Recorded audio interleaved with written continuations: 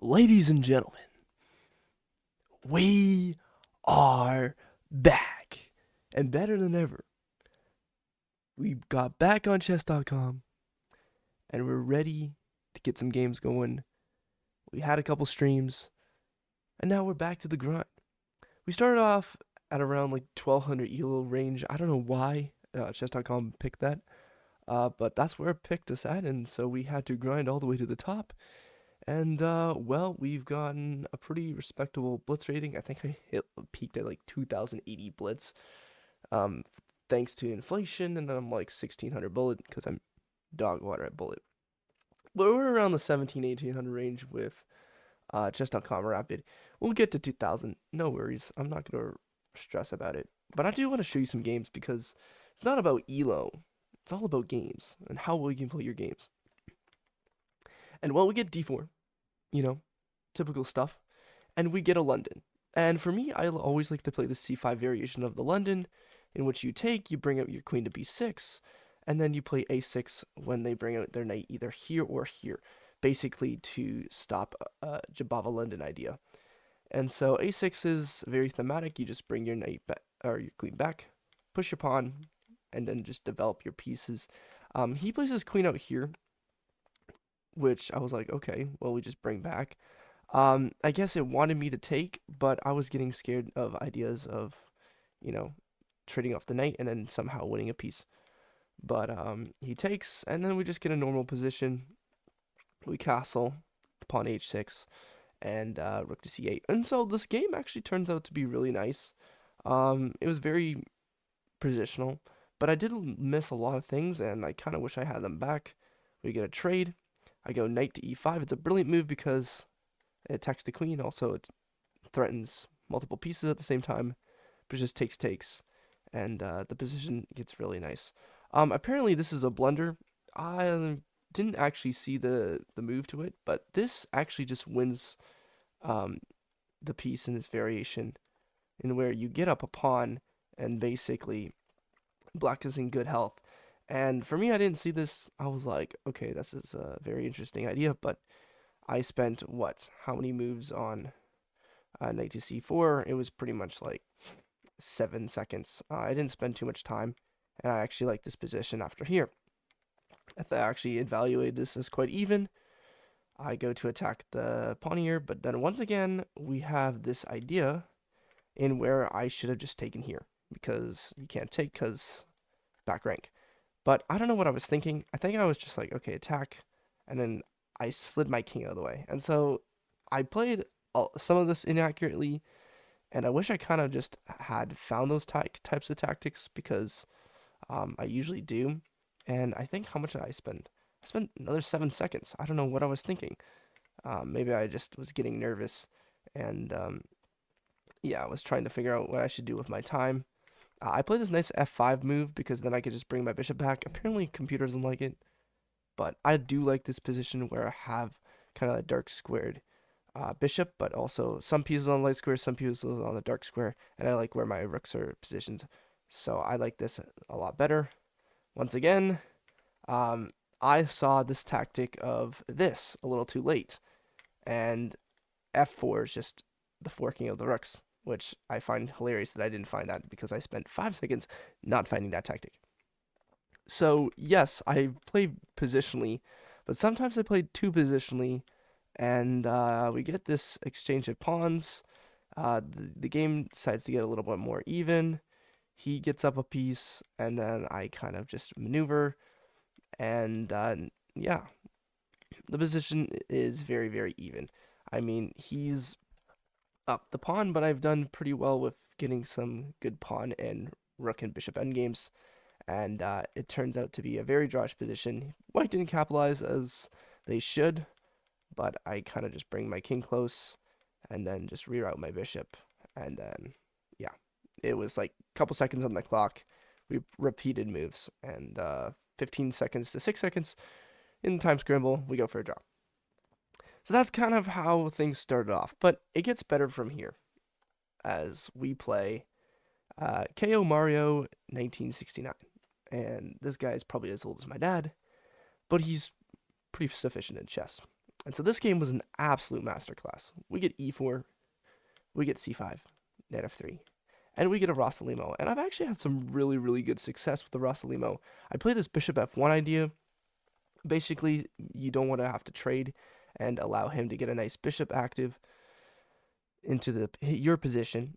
And I played this c3, d4 idea, and I kick out his knight, and then I played knight to d2, knight b to d2. And so I really like this because now you can do ideas like b3, bishop here, or you can reroute your knights, or you can kick out the bishop and then play something like e2. There's so many ideas. It's very versatile, and I've actually had a lot of success against the Sicilian because I just learned this idea in the Rossalimo. I've done Rossalimo Alapin. Those are like my two mains against the Sicilian. I've had some really good success. He plays b5. I just play a4. I strike in the center. I ask, what are you going to do? Well, he just develops his bishop. I take, and then play h3. So I really like this for white. I think white's in really good hands, and I don't know why black's queen is in like the middle of nowhere. I mean, okay, you operate what? The A file, that's it. And well, we get a trade, and I really like this for white because now in this position, I play bishop to g5. Okay, computer doesn't like it because, there's ideas, but after this, I just trade, and then I play b3. This is kind of like the isolated pawn in the position, but after just a little bit of rotating of the pieces, I get up the pawn, and then he takes back my pawn. But look at this. This is absolutely beautiful. I plan to play f3 in the future. The only thing that I am scared about is if f3 does get played, black has lots of black squared activity. Opposite color bishops, this should turn into a draw, right? Well, I go here, threatening checkmate. He stops with h6. I give a check, and now I'm starting to attack his pawns on this side. So I get the initiative first. And so he plays this, and now I'm re-attacking a weak piece. This black pawn is backwards.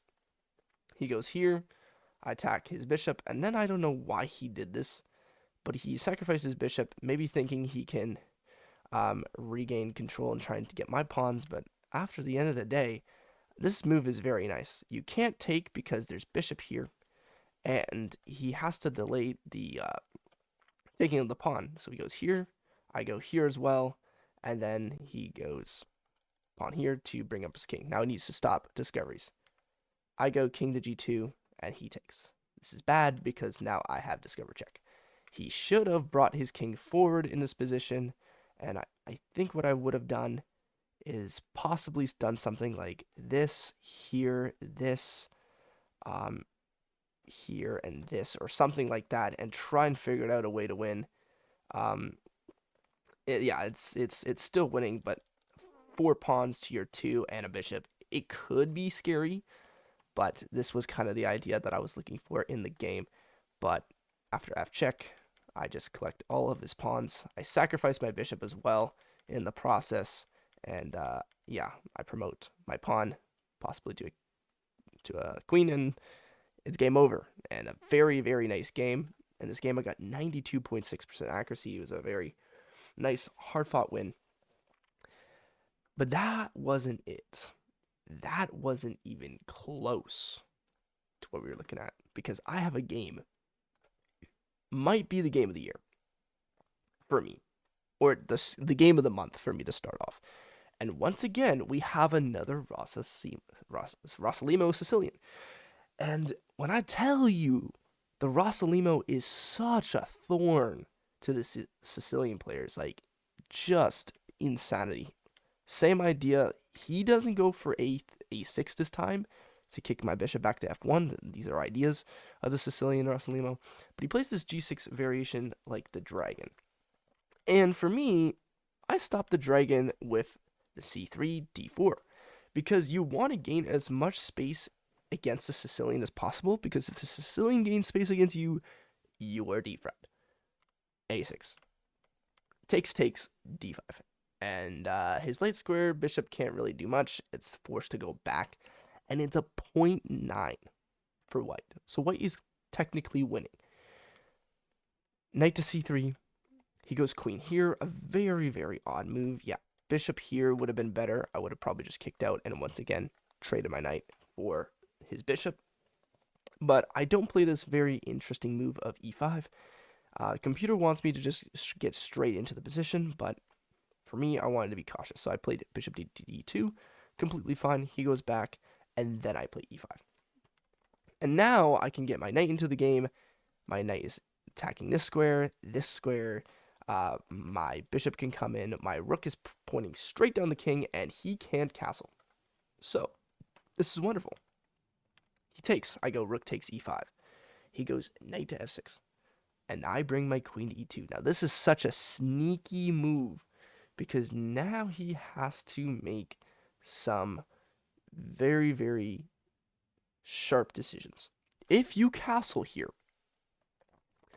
I can take, and then I can also bring my bishop into the position, and yeah, it's not looking great for black, as black is going to be struggling. I can also go here. I can also bring my pawn here, or I can also like figure out ideas like maybe going here, this. White's very active, and black's queen can maybe get a pawn, but it's not very sharp for him for any long-term activity. And so black struggles here. Black struggles a lot. And after queen e2, he plays e6. And of course the evaluation shoots up, because now you've compromised your position without castling. And so, of course, d takes e, without question. He takes back, and then I play this very, very nice intermezzo move. Now, I would love to sacrifice, but I need to start putting threats on his pieces. And so he goes back, knight to d7, and I play the next best move, knight to d5. You cannot take, because your queen is threatened, and there are lots of nasty tactics here, and he plays queen to d6. Now, ladies and gentlemen, find the best move in this position.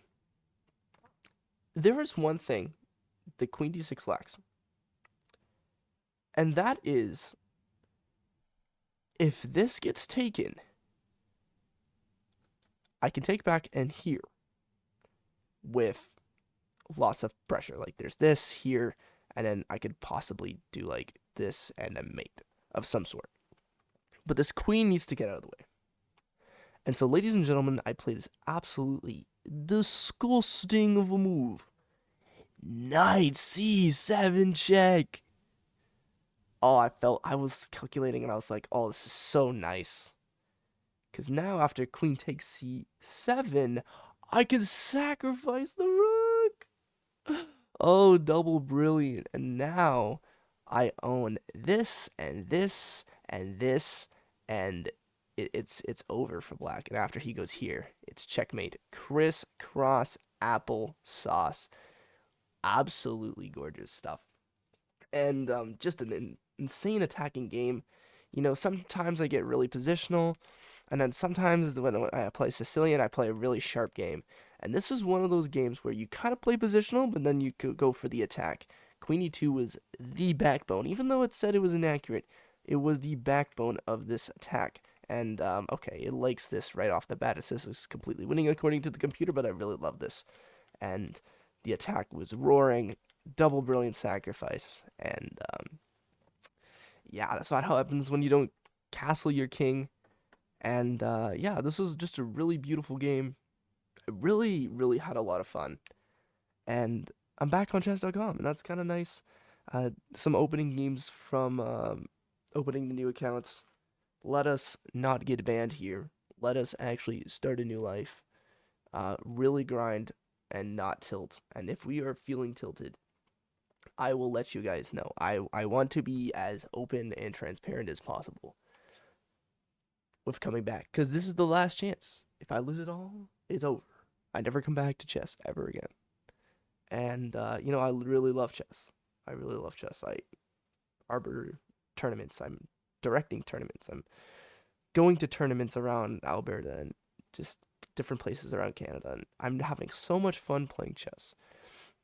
And now I'm not caring about Elooo anymore. I feel like Elooo is irrelevant because I've gotten to a certain Elooo where I'm like, yeah, I know where I stand. I know I'm a pretty decently strong player.